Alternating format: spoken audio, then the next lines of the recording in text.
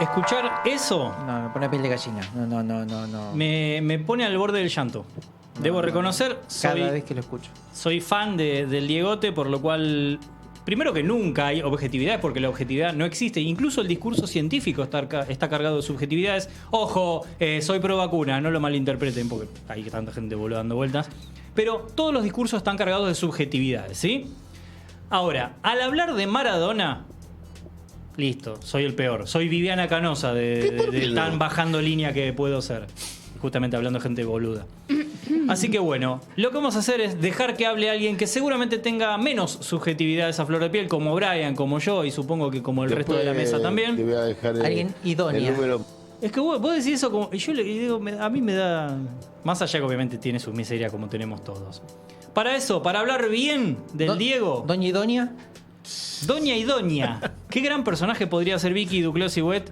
Que puede serlo a partir de este momento, porque comienza, si ustedes ven la TV, mirá, Daniela que nos vino a visitar del otro lado, mirá la TV, dice historias oficiales de Vicky Duclos-Iwet. ¿Vos qué ves? Ella es Vicky, ella es historias oficiales y este es el contenido que tiene para compartir. Exactamente. Bueno, vamos a hablar un poquito de Fue la mano de Dios, de Paolo Sorrentino, una película que se estrenó para la semana pasada, que no llegamos a hablar y en este momento vamos a hacer como nuestra review. Un director que había hecho Juventud en el año 2015, Il Divo en el año 2008, La Grande Belleza en el 2013 y con esa película en el año 2014 ganó el Oscar a Mejor Película Extranjera. Esos son sus antecedentes. Tranca. Y lo que tiene Paolo Sorrentino es que tiene como un estilo muy barroco, muy grotesco, súper estilizado, muy cargado y un poquito fuerte sus películas. Y en esta película lo que va a hacer es como cambiar de registro. Y en Fue la mano de Dios lo que vamos... también hizo de Young Pope. La serie con Jude Law y Diane Keaton, bueno, la hizo él también. Bueno, en esta película lo que va a hacer es como hablar un poquito de él mismo, ponerse a él en pantalla, crear un alter ego, que ahora vamos a hablar un poquito más sobre quién lo hace y cómo lo hace. Y va a contar su historia, una historia de juventud de Nápoles en los años 80 y vamos a tener un personaje llamado Fabieto. Yo voy a amar esta columna por la muchas pronunciación. cosas, pero además por todos los nombres. Podés aprovechar a hablar mal, como Vito de Palma. Ay, yo voy a decir Fabieto. Sí. No me importa si se dice así. Esta columna. Esta columna. Santa Mozzarella. Santa Mozzarella, Bueno, Batman. Fabieto justamente me parece como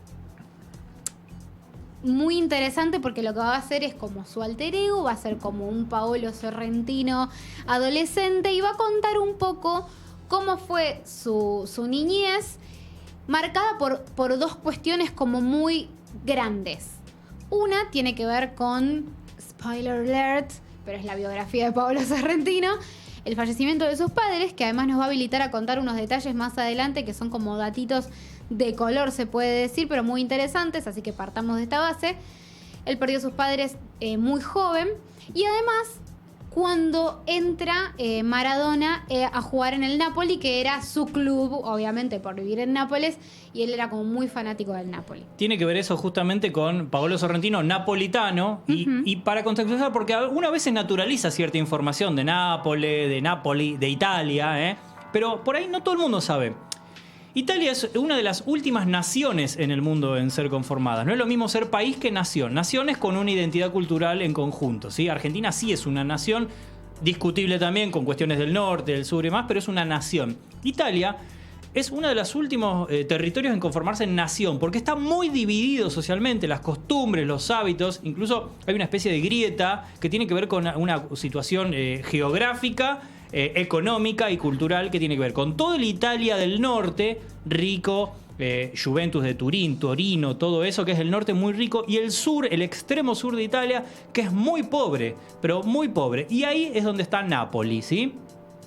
Entendido esto, desde lo futbolístico, justamente, Italia siempre sacó clubes campeones como la Roma, Milán, la Juventus, la Vecchia Signora y demás clubes, ¿sí? Incluso el Udinese era un club bastante poderoso en otras épocas.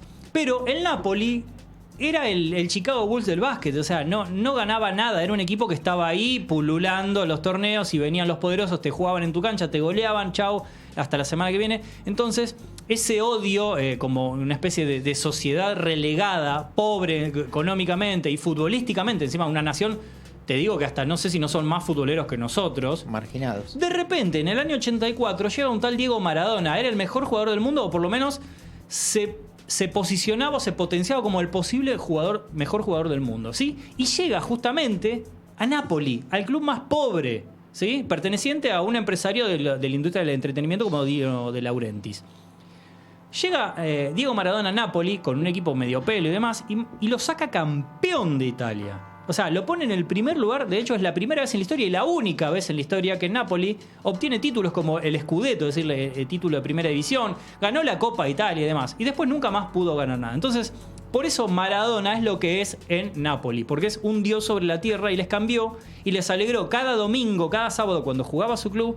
Les dio alegría a un pueblo que ya sabemos las vulnerabilidades y las emergencias en las que vive un pueblo muy, muy pobre. Así que eso es un poquito el contexto para entender lo que es Maradona y lo que fue en Napoli. Exactamente.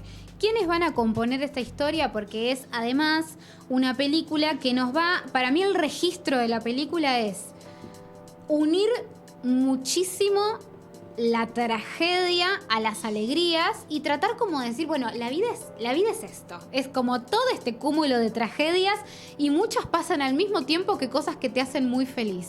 Es como ese tipo de idea tiene, desde la dirección, digo, desde el guión, desde la edición, desde un montón de lugares. Me parece que la película dice eso.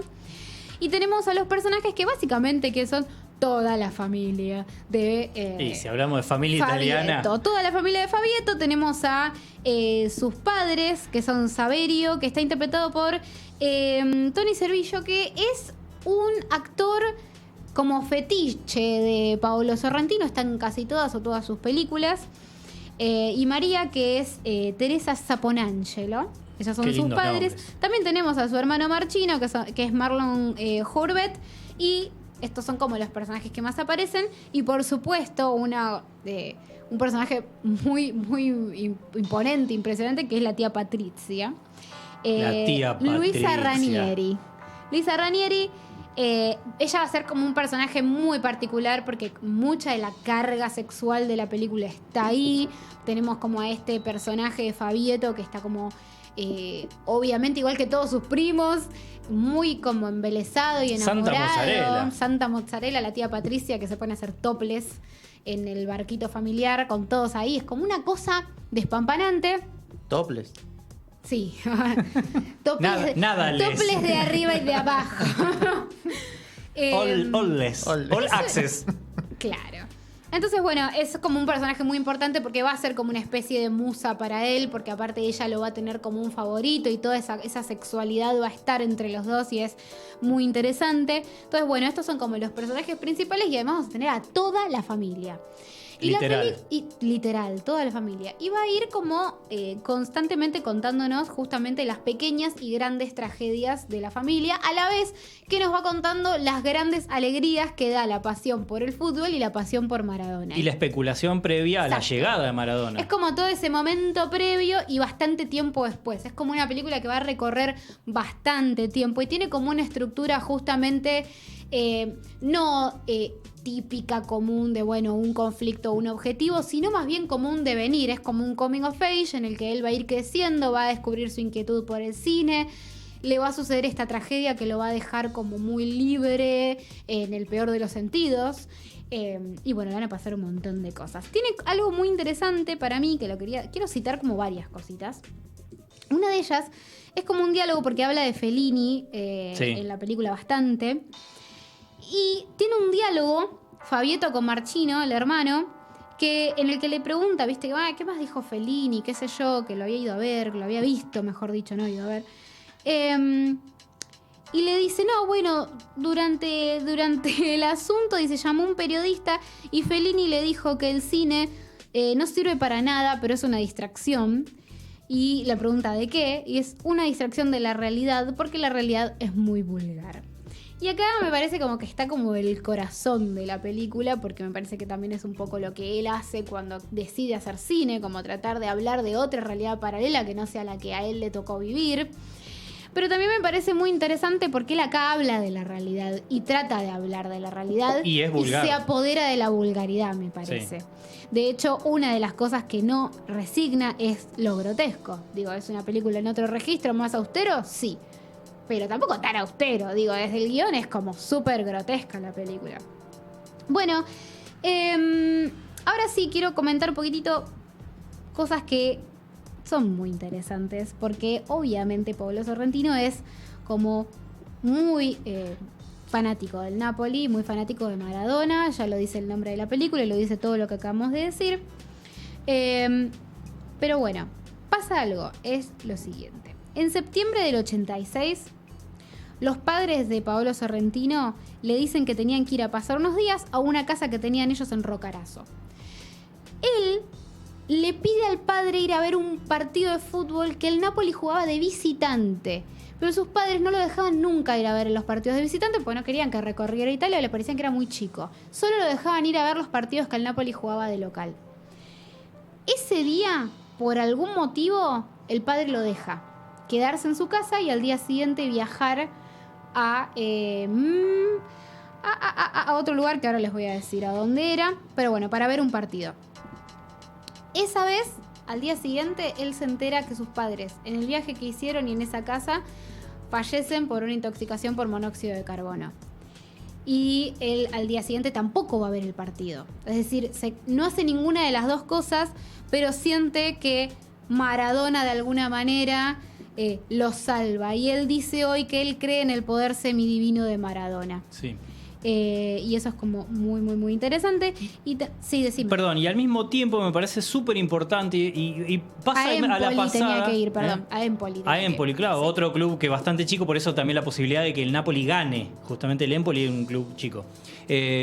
Otra cosa que me parece súper interesante y parece casi imperceptible es que la mano de Dios para todo el mundo es el gol que hace a Inglaterra. Y acá, en la película, te deja muy en claro, justamente en el momento que va a suceder este acontecimiento, que no tiene nada que ver. Entonces entendemos y el mensaje es claro de que la mano de Dios no es ese gol, es otra cosa. Exactamente, sí. Es que, bueno, Diego en un momento lo dice.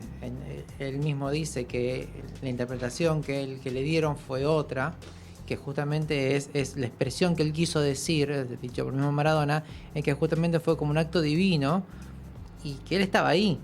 Pero no es que su mano es la mano de Dios. Y lo que pasa es que después se hizo, obviamente, todo el amarillismo y todo y se bajó línea por ese lado.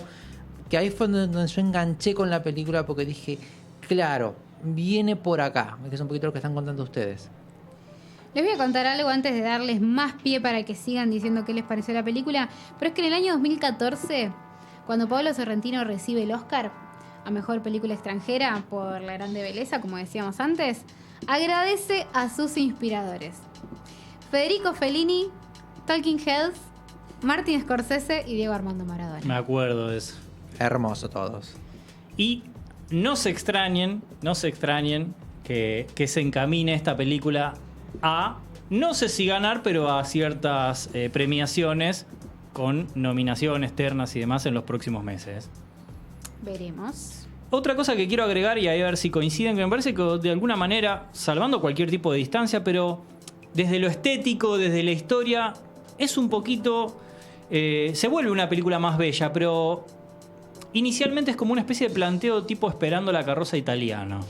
Sí, yo cuando empezó dije, esto es Esperando la carroza. Pero después se convierte en una película con una belleza que va hacia lo cinematográfico. Me parece que está bien esa transición de esta historia de lo grotesco, de todo lo vulgar, todo lo que se habló de justamente de él haciendo un homenaje, porque no es casual tampoco que esta película la haga ahora, cuando ya el Diego no está entre nosotros. Sí, sino que se vuelve una película sobre el cine también, de alguna manera, al final. Sí, tiene como muy de que, bueno, cuando él decide volcarse al cine, entonces eso está como muy presente, porque también tiene como un encuentro con Antonio Capuano, que es otro director que fue muy influyente para él, que fue otra referencia, porque aparte él es un director también napolitano y que trabaja desde ahí, entonces es como muy interesante. Pero Pero me parece que lo que a mí más me interesó de la película es cómo te une la comedia al drama, pero dramas como muy corrosivos, ¿no? Como cosas muy graves que para mí tienen mucho que ver con el mundo familiar. Digo, las familias en general tienen como muchas cosas muy lindas, pero también pueden tener cosas muy oscuras que conviven con lo feliz. No necesariamente es como, bueno, en esta familia hubo primero una tragedia, después nos recuperamos, fuimos felices, sino como que está todo muy en el mismo lugar. Tal cual. Y todo pasando muy al mismo tiempo. Digo, la película comienza con una escena en la que a Patricia, el marido, la caga a palos, y sin embargo después siguen todos adelante y ese matrimonio sigue junto. Y decís, bueno, eso me parece como más real hablar desde ese lugar que, bueno, esta música es para ponernos a llorar, me parece a mí, pero bueno, no importa. Siento como que Estamos tendría hablando que del bajar Diego. el tono, viste, como a la lloración, pero bueno. Entonces, bueno, eso es como lo que a mí me gusta. Y aparte, me gusta que es una película en la que no paran de pasar cosas. Como todo el tiempo están pasando cosas. Y si no conocés la historia de él, te van sorprendiendo esas cosas también. Como decís, bueno, para esto va a ir hacia un lugar y no, va para otro y pasa otra cosa y pasa otra cosa y pasa otra cosa. Pasa de todo. Pasa Y muchas de veces todo. parece que no tuviese nada que ver, pero todo Exacto. eso hace conectar los puntos. Exacto, así que bueno, no sé ustedes qué piensan, qué tanto les gustó o no. A mí me costó entrar en la película porque dije, bueno, va por acá, Es difícil, no va no por es tan allá. sencillo. No conocía al director, no conocía su historia. Yo me senté a ver, dije, bueno, a ver qué voy a ver. Ok, todo en italiano, listo, ok. Santa Mozzarella y otra Claro, cosa. entonces, si querés, puedo ser un público objetivo, si querés, ¿no? El hecho de Adriano decir, Zan. Adriano Zano, que no. Victoria. Claro. Que no conoce al director, no conoce, entra por el título, decís, bueno, quizás Claro. esperando algo de Maradona, no lo encuentro, empiezo a ver cómo se va desarrollando la historia. Me gustó desde el punto de vista que tiene una métrica y una dinámica súper distinta a cualquier tipo de película que hayamos visto. Creo que el guión es muy bueno desde el punto de vista de cómo va narrando las historias, pasan muchísimas cosas, eso es real. Y emparenté con... A mí me llevó a series como Men de Easton, o sea que teníamos esa cuestión de la vida cotidiana, quizás la heroína, pero súper común, como puede ser una vecina, un familiar, y van sucediendo cosas en la vida y cómo se va referenciando con lo que va sucediendo culturalmente, históricamente y en su momento. Por otro lado, también decía, bueno, yo en una época había hecho un análisis de lo que es Game of Thrones y uno dice, ¿pero qué tiene que ver? Que está relatado de una forma en la cual te cuentan un segmento de la historia. Es decir, empiezo acá, corto acá, pero la historia hacia atrás hay mucho más y hacia adelante continúa mucho más. Entonces, Sí, se nota que es un recorte, no te está buscando explicar, Exacto. digamos, bueno, de dónde venimos, a dónde Es una vamos. autobiografía de alguna Es como- manera. Entonces no tiene esta cuestión de buscar el punto de conflicto, el punto de tensión, el clímax, no, bueno, resuelvo. Y termina resolviendo muy abierto y puede continuar. Y porque, claro, justamente es un relato de un segmento, de unos momentos, de unos años de la vida del protagonista. Entonces, ahí fue cuando terminé después de... Bueno, de hecho él dice algo en una entrevista, que no sé si lo tengo anotado para acá, pero bueno, lo voy a parafrasear, que es que Antonio Capuano le hizo entender que el cine es como, dice algo así, como una serie de conflictos planteados con un objetivo pacificador. Y eso me pareció como muy interesante porque si ves la película es eso. O sea, es eso, es todo eso para llegar al momento en el que él, bueno, hace un paso adelante y termina ese momento conflictivo y va a coincido. otro lado. Porque o sea, los conflictos no es el gran conflicto, porque si bien la tragedia de los padres es un momento súper fuerte, pero después siguen sucediendo cosas y se siguen resolviendo. Sí. Entonces uno se entiende esa dinámica. A que mí es- lo que me... Sí, y estoy pensando algo mientras vos decís que es esto de la dinámica de el no anunciar la tragedia, que muchas veces es lo que hace el cine, te va preparando para un Sí. momento. Y me parece que acá justamente la idea es, bueno, es la vida, ¿no? Como las tragedias. Es que para mí el no gran concepto para anunciadas esta son película gran parte del día a es día. que es la vida de un director y por qué y cómo le agradece todo lo que le agradece a Maradona y por otro lado le agradece al cine y por qué se dedicó al cine. O sea, vos ves esta película y decís, che, es la vida de Sorrentino, listo, ya entendí todo. Sí, Ya está, no necesito más. sí. Y tiene como, obviamente, algunos momentos como muy argentinos, tipo Argentina, carajo. Sí. Como que va muy Bueno, por ahí, hablan de la ¿viste? guerra de Malvinas también. Sí, dice de- algo que para mí es como el momento más tribunero de la película, pero a la vez el momento que a mí más me gusta es este en el que su tío le dice esto de, bueno, como esta pequeña venganza con un gol a Inglaterra y demás. Como me parece como un momento de recontra tribunero, pero me parece interesante que lo diga otra persona. Pero creo que está bien porque de alguna manera también Sorrentino lo que quiere hacer es rendirle un homenaje al Diegote. Claro, quiere decir todo lo que se ha dicho, me parece. Es que, a ver, si uno dice.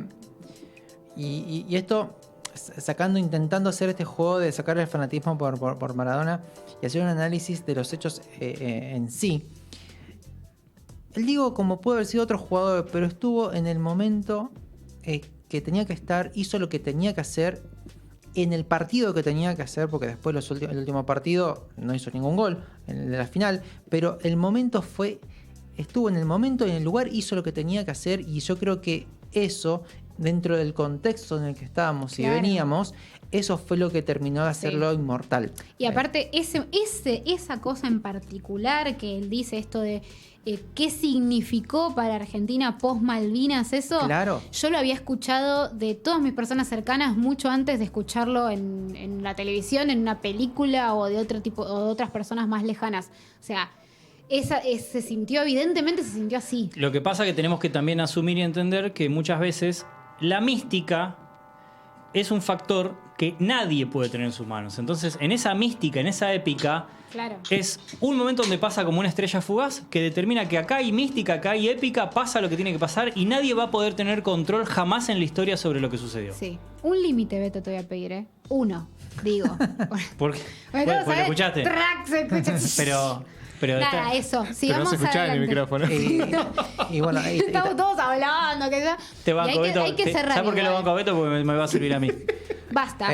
Bueno, una sola cosa más. Y también, sí, también es esta sensación de justicia, si Claro. querés, social y mundial. Yo creo que eso termina de inmortalizar el hecho. Esa sensación de más nosotros que tenemos una mezcla de sangre tana con española, que es un despelote, esa sensación de justicia, esa necesidad de justicia que tuvimos siempre. Y que Diego venga a ser...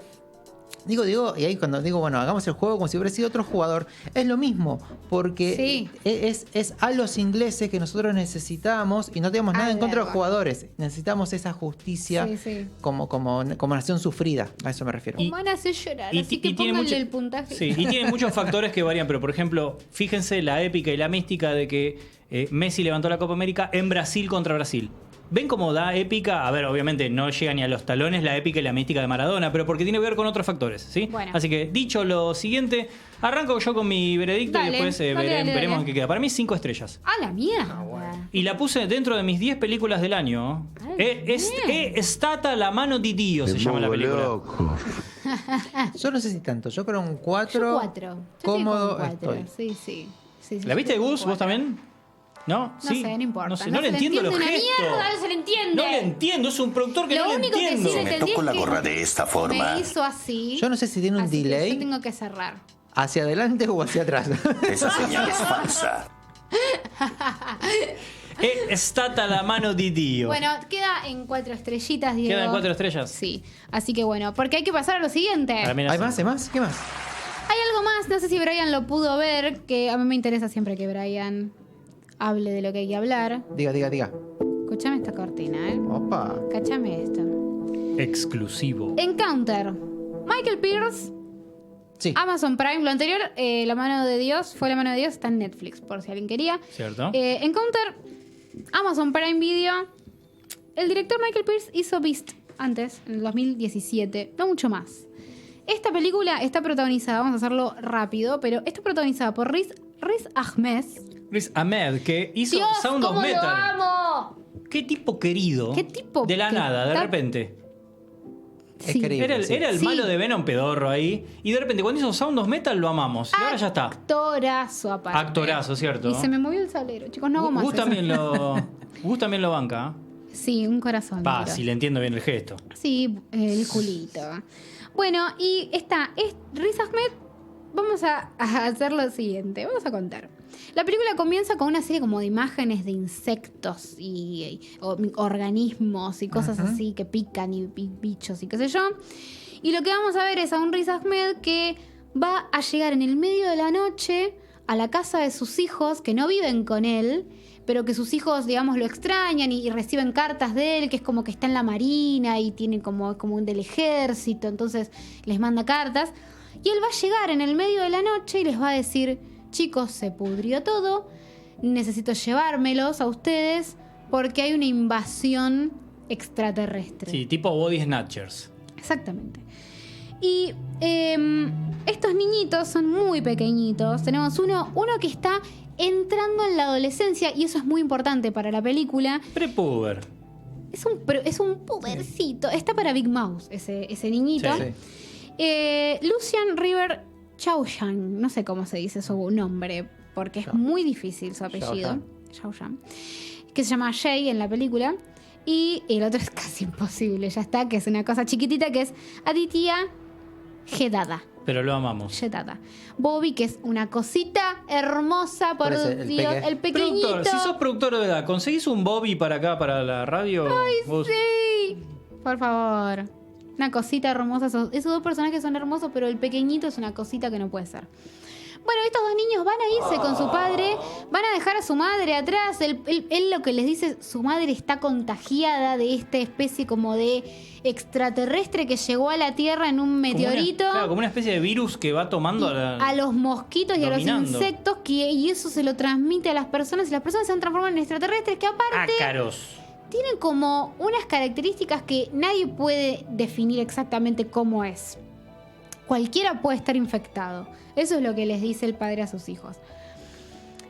No quiero decir mucho más de verdad de la trama porque hay algo que es muy interesante y sin decir qué es lo que sucede, la película cambia, tiene para mí uno de los mejores y más claros puntos medios. Un punto medio en una película es cuando más o menos a la mitad un elemento de la trama cambia o se intensifica para justamente renovar un poquito el aire y que uno pueda seguir adelante. Esa es como la función narrativa del punto medio, es esa. Vos decís Octavia, la aparición de Octavia Spencer, también una de las... Más o menos en el momento de la aparición de Octavia. Es maravilloso eso. Octavia Spencer aparece más o menos en la mitad de la película y justamente va a marcar como este punto medio que para mí es como una de las cosas de guión más difíciles de explicar porque es muy sutil, porque a veces pasa como en momentos muy poquito claros y funciona casi subconscientemente, pero en este caso es clarísimo y la película cambia por completo y nosotros nos vamos a dar cuenta que nos comimos una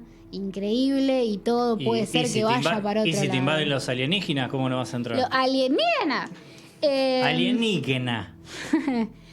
Y bueno, la película para mí está muy bien. Sí. Hay cosas que hacia el final, hacia la resolución, me parece que le da como 2 vueltas de más. Sí, chapotea. 2 vueltas de más. Sí, Especialmente 2. Mira, yo voy a coincidir con lo que plantea, pero lo voy a decir de otra forma. A ver.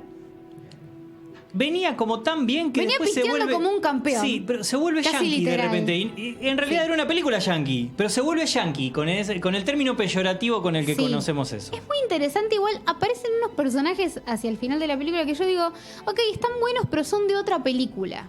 Sí. Son como de... Faltaban republicanos. Son de Don't Look Up. ¿viste? Faltaban Como- republicanos en el film. Son de Don't Look Up esos personajes que nada que ver con nada. Justamente pero- porque además, perdón Vicky, te Sí. interrumpa, pero justamente porque estamos hablando de una historia con un personaje que tiene, Es tiene como- características como hasta de Medio Oriente, de algo, con niños que no son lo hegemónico en Estados Es Unidos. este Me actor parece- británico con ascendencia pakistaní. Claro, viene por otro lado y de repente me tiraste 2 que tomaron el Capitolio el 6 de enero, ¿viste? Como que Le no lo faltaba necesitaba. El poncho Claro. de oso ese que usaron. El bueno, búfalo, esa el cosa. poncho de oso. Bueno, la verdad es que a mí la película, en teoría me gustó mucho. O sea, digo, me gusta mucho a dónde va, me gusta mucho cómo cambia, me gusta mucho el guión, me gusta mucho cómo te va convenciendo de su propia diégesis y después te va cambiando la propia diégesis. La verdad que me parece impecable. Le saco esas 2 vueltas de tuerca que tiene hacia el final, que me parece que era no sabíamos bien dónde decir basta y nos fuimos de tema. Es más, para mí, el final de la película, ya si me la vas a estirar así, tenés que estirarla un poco más. Y corta antes. Después, fuera del aire, lo podemos discutir más en detalle. Pero para mí ahí es donde la película hace un poquito de agua, pero de verdad me parece que es como una candidata a tener algún tipo de reconocimiento para mí en la ceremonia. ¿Posta? Sí, yo creo que hay algo Ojalá del que guión. mire más de 10 películas los viejos de la academia por año. Pero... Sí, pero es como la Sound of Metal de la ciencia ficción. Digo. Sí, yo la conecto también, justamente ¿Viste? por Riz Ahmed. Pero aparte por el tono, porque es como indie, es como estar en una ¿Pero onda estás más indie. segura? No estoy segura. Ah, porque los se abre la discusión, porque los viejos de la academia de Hollywood para los Oscars Para miran mí 10 Riz películas por Ahmed año, nada está más. muy bien. Sí, sin lugar a pero dudas. que Lo digo. son dos análisis distintos. O sea, a ver, los actores, las expresiones están muy bien. Sí.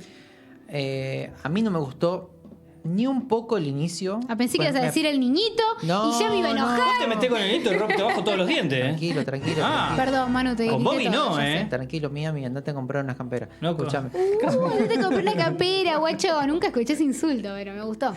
Debe significar algo muy malo. Al comienzo me pareció medio un bolazo porque dije, bueno, a mí me recordó a Los Invasores, eran o los visitantes, los La de invasores. Body serie, Snatchers. Claro.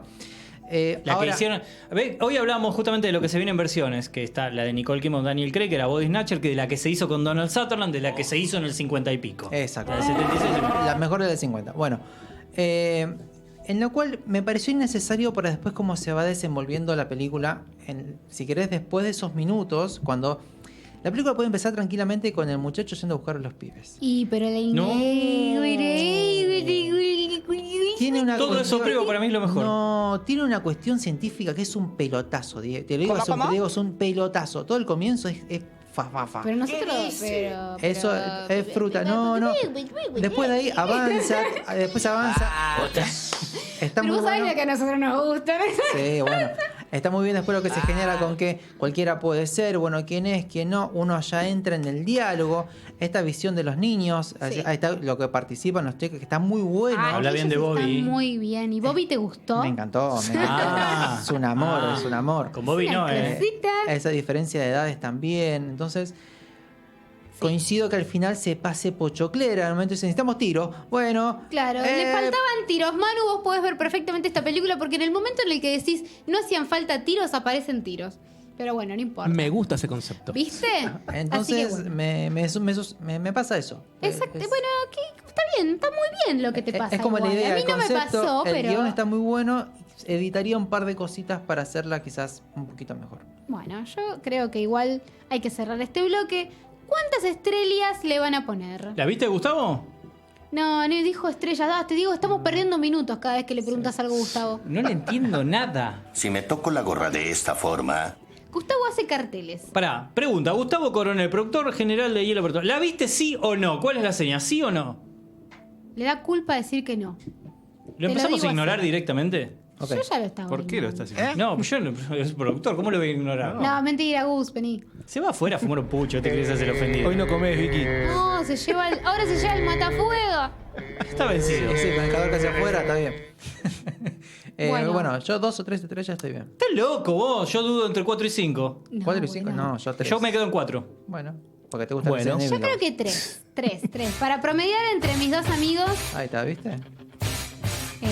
a Diego estoy como un poquito tiro más al lado de Diego, debo decir. Intereses personales, evidentemente. Ve. Obviamente. No te voy a Papurri. querer, no te voy a ¿Ya querer cobraste el menos. sueldo? Dice. No te voy a querer menos, ve. El de pero enero bueno. no, Beto. Claro, Beto, por favor, Año Nuevo, Papá Noel. Bueno. Los alfajores te van a mandar una caja navideña. Me hicieron acordar, quiero hacer una denuncia pública. Bueno, lo hacemos en el próximo bloque, hay que cerrar. Dale. Quedan 3 estrellas entonces Sí. sin counter. Sí. Encuentro película que está en Amazon Prime Video, ¿sí? Sí. Y fue la mano de Dios, Netflix. Sí. ¿Qué quedó en 5 estrellas? 4. Ah, 4, perdón. Hoy le estamos bajando la tapa a Diego. Sí, me están deprimiendo. Bueno, Diego. Muy chiquita. No, tranqui, la seña no se entendió esa, sí, esa es clara, ¿viste? Hay que hablar de música, para eso lo tenemos a Brian Ozark. Que guiarse con los El Briano Ozano. El Briano Ozano. Bueno, vamos a escuchar. ¡Esa! Que sale una tarantela. Que después te conté la historia de la tarantela. Bueno, Vamos a escuchar como... Esto hizo silencio hasta que... Porque lo pensó mal. Eso Si le él interesa. pensaba que era para transpirar, por si te mordió una telaraña, eso no. Ahora la pensó para cualquier lado y le gustó. Yo estuve diciendo por ahí... Está pervertido. A partir del 2022 Claro, ponele. vamos a llamarle Nasty Beto. Ah, me gustó. Es el Nasty Beto. Muy bien. Yo le diría sucio. No, vamos a poner un poquito de sucio. Sucio. O sea, Pomelo sucio. claro, sucio. No, El sí. pomelito, la verdad. Bueno, ¿qué vamos a escuchar la Bueno, música? como vamos a hablar de explosiones y de cosas así, me traje una canción de un álbum que se llama Crash Boom Bang. Ah, sí. Entonces vamos a escuchar Sleeping in My Car de Roxette. ¿Querían un clásico? Vamos a escuchar un clásico. Un temón que estuvimos ahí compartiendo con el querido productor que está en cualquiera, pero no importa. Ya le acotaste la selección de música, ¿no? Sí, obviamente. Le dije, ¿tenemos esto o esto? ¡Ay, ya! Y me dice, es un problema porque me gustan los dos. Bueno, elegí. La otra va a para la próxima. Le Le puse dije, los no le des puntos, ¿viste? opciones. Si no se le entiende. Entonces le dije, vamos con esto. Entonces vamos a escuchar Sleeping in My Car de Roxette, que es la última canción. Esto es súper curioso. Cuando estaban terminando de grabar el disco, les quedaba, muchas veces sucede, ¿no? Que tienen 10, 12 temas, viene el productor y te dice, necesitamos un tema más. 1 o 2 temas más. Sí. Es todo lo que tenemos. 1 o 2 temas más, muchachos. Pónganse a laburar. Bueno, ¡Ay! en una hora... Perdón, entre paréntesis. ¿Sabías que había muchas bandas Vicky en los 90 que remixaban uno de los temas anteriores directamente? ¡Ah! Te daban la versión remix. Mira vos. O remezclada. My ¿no? kind Sí. of trabaja más. Sí, Tal sí, cual. sí. Entonces se puso este muchacho, Peter Gisley, que es el guitarrista, ¿no? El también cantante de ahí de Roxette. Qué lindos que eran. Y en una hora, dos hermosos, suecos, divinos. ¿Por qué están pensando cosas, por favor? Sí, tenés ¿Por que qué no, hablar. ¿por qué no se puede tremendo. pensar? Qué sucio, todos nastis, todos. Bueno, como les decía, en una hora componen esta canción que muchos la relacionan con su hit Dressing for Success, que había sido de unos años. Dressing for Success, que exactamente. 8 años llevaban de Qué buena distancia. banda. Sí. Y ellos lo sabían. Y ellos hicieron muchas canciones parodiando. Y intencionalmente diciendo, bueno, si esto venden los americanos, porque nosotros vamos a hacer algo. Por eso digo acá, dos suecos hermosos, porque mucho del éxito que tuvieron lo hicieron intencionalmente parodiando a bandas y todo lo que Ay. estaba sucediendo en Estados Unidos. Yo también quiero hacer éxito intencionalmente, pero no tengo toda la intención y no me Y sale. yo creo que hay que tener como un poquito de talento por ahí. Es como difícil. ¿Cuántos No, hay ni- Cuando tengas un poco de talento, volvé. a ver, Nada, seguí igual, nada. pero me hablo de música. Es Ah, como bueno, si. claro. Sí, solo de música. En el próximo bloque vas a cantar una canción, así que preparala bien a ver si tenés talento. No, que no cante. ¿Eh? Está lento el corte ahora para ir a... Bueno, avancemos. Mary, sí, la cantante, presten atención cuando escuchen la canción, despliega su registro de 3 octavas, o sea, 24 notas. Empieza en un fa tercera sostenido y se va hasta un do. Imagínense 8 veces las notas, sí, 3 veces las notas y cómo se va moviendo. Tiene una amplitud vocal muy buena. Ella estuvo enferma, tuvo un cáncer en su momento antes de fallecer y se tuvo que retirar. En un momento Roxette deja de tocar en vivo, se retiran y era por tema de salud de ella. Su compañero la espera. Decide no avanzar, no continuar, la espera. Llevó muchos años en su recuperación, se recupera. Justamente decía esto, ya en vez de quizás decir, en vez de las 3 octavas o estas 4 octavas, tenía un registro de 2, porque quedó bastante averiada después de esto, bueno, lamentablemente falleció hace unos años. Averiada.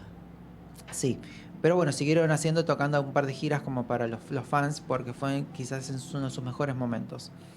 Por último, este álbum y esta canción es el segundo tema que logra ser número 1 y entrar en el top 20 en más de 15 países. Para hacer una idea, lo vasto que fue lo que hicieron estos muchachos allá por el 94. Así que, sin más que agregar, vamos a escuchar Sleeping in My Car de Roxette.